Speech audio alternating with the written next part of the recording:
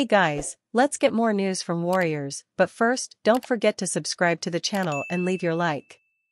Stephen Curry has harsh criticism for Golden State Warriors after blowing late lead.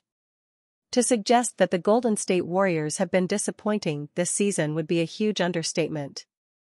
With just one game before the NBA All-Star break, the Warriors find themselves at an even .500 as they sit in 10th in the Western Conference standings. That's not ideal for a team that many had believed would regain their form this season as a championship contender. Forget contender status, the Warriors have barely looked like a playoff team for much of the season. And frustrations may have reached an all-time high for the season when the Warriors blew a double-digit fourth-quarter lead against the LA Clippers Wednesday night. Losing to the Clippers should not be something the Warriors should be all that upset about, especially considering how good they've looked in the past 2 months. But the context of the loss is what has to be frustrating for Golden State. Just when it appeared as if the Warriors were turning the corner on their early season struggles, in which they had won 5 games in a row and 7 of their last 8 games, they blew a game that they had complete control over. Forget the opponent, having a 12-point lead in the fourth quarter, that's not a game the Warriors should be dropping. Nevertheless, they did. And after the game, Stephen Curry didn't hold back on digging into the struggling Warriors. Essentially, Curry told reporters that the Warriors have to get serious if they want to turn their season around, but in very much harsher words. We're very average. Very average doesn't get it done in this league. We need to make a run, hopefully, we bounce back tomorrow and after the All-Star break hit a stride where we win every game, at home, and steal a few on the road. It's one thing for a veteran team to be struggling, it's an entirely different thing for one to be struggling to the extent that the Warriors have this season. And it seems as if Curry has had enough. Tagging average to a team as talented as the Warriors are on paper is a complete disrespect. But you have to credit Curry for doing so. He's not holding back his true feelings. It's truly been a head-scratching year for the Warriors. On paper, they have the talent to be a top 4 team in the West standings. But they're far from that right now. The Warriors have one final stretch of the season left to salvage the year. We're going to learn a lot about this team in the first couple of weeks after the NBA All-Star break. What we learned as Klay erupts for 35 in Warriors' tight win versus Jazz.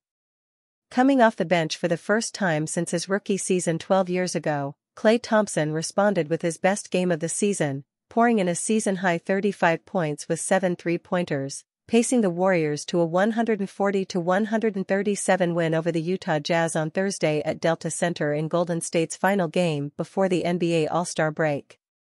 Thompson, who had 26 points in a win over the Jazz on Monday, came out strong and never let up while extending the Warriors' lead to 2.5 games over Utah in the chase for the final Western Conference play-in spot. He shot 13 of 22 and finished a +7 while eclipsing the 15,000-point plateau for his career during the win. Andrew Wiggins added 19 points and 7 rebounds for Golden State, 27-26. Draymond Green chipped in with a season-high 23 points, 5 rebounds, 5 assists, and 4 steals. Stephen Curry had a quiet night with 16 points on 4 of 14 shooting but dished out 10 assists. Rookie Brandon Podziemski, who got the start in place of Thompson, scored 13 points to go with 6 rebounds and 8 assists. The win was Golden State's 6th in the last 7 games and marked the 500th regular season victory of Coach Steve Kerr's career. Playing on the second half of a back-to-back and facing the same team for the second time in 4 days, the Warriors took control early when they scored a season-high 84 points in the first half and led by 13 at halftime. Golden State maintained a comfortable lead most of the game but had trouble closing out the fourth quarter for the second consecutive night. That led to a come-from-ahead loss against the Clippers on Wednesday and nearly tripped up the Warriors again. After Utah got within 138-137 with 38 seconds remaining, Thompson airballed a 3-point attempt. The Jazz got the rebound, and after Lauri Markkanen missed a go-ahead 3, Utah snagged the offensive board but John Collins threw the ball several rows into the spectator stands.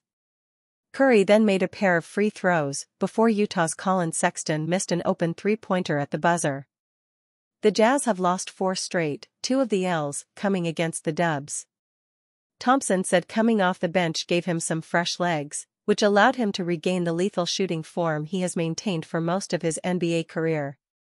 Thompson, who 3 days earlier put up 26 points against the Jazz, found a comfort zone again at the Delta Center. He put up 17 points in the first half when he repeatedly took smooth jumpers from the perimeter mixed in with efficient drives down the lane. LeBron to the Warriors? Insider says there's a chance it happens this summer. Just when you thought the rumor mill was laid to rest after the NBA trade deadline passed, LeBron James and the Lakers are back in the mix, with reports about a split in the summer being a possibility. It was reported earlier this week that the Warriors and Sixers inquired about a deal for LeBron James at the trade deadline. While a deal did not come to fruition, James does have a player option he can decline to make a change of scenery fairly easy for the King. From the Lakers' perspective, they reportedly have no intention of trading James, but if he chooses to walk away in free agency this summer, there's little they can do to prevent that from happening. And while James joining his former foes from the Bay Area might have sounded outlandish in the wake of ESPN's report earlier this week, while discussing the Warriors' ongoing efforts to find a new co-star for Stephen Curry, Jake Fisher of Yahoo Sports mentioned on Yahoo's No Cap Room podcast that James heading to the Warriors in the summer isn't some pipe dream, even if it was unrealistic at the trade deadline. Without a doubt, believe there is the chance this happens this summer.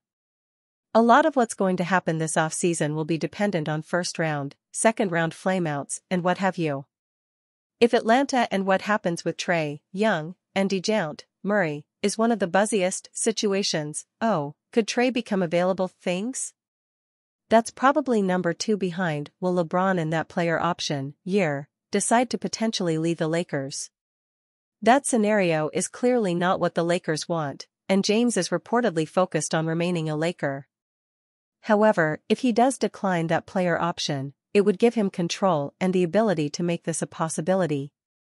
The Warriors have done the impossible before adding Kevin Durant to the Warriors in the summer of 2016, and this move would rock the NBA world and put Golden State back in the epicenter of the basketball world yet again. While James leaving for the Warriors in free agency outright would require him to give him up his approximately $51 million player option to take a veteran's minimum contract, him demanding an opt-in and trade would require the Lakers to cooperate in exchange for getting assets back in return. But however it shook out, a deal like this would be catastrophic for the Lakers. No matter how much cap space it creates or what players they get back in a potential trade scenario, to put it simply, you do not get better trading James, you get worse and begin a rebuild. Luckily, James is secure for the rest of the season, and the Lakers still have the core that took them to the Western Conference Finals last year largely intact. Winning solves everything, so if the Lakers can go on a run and head to the summer with good vibes, a contract ready for James to sign, and 3 first-round draft picks to package for another superstar to join him and Anthony Davis in Los Angeles, this might all be much ado about nothing. And you fan, what do you think of the LeBron James situation? Leave your opinion in the comments.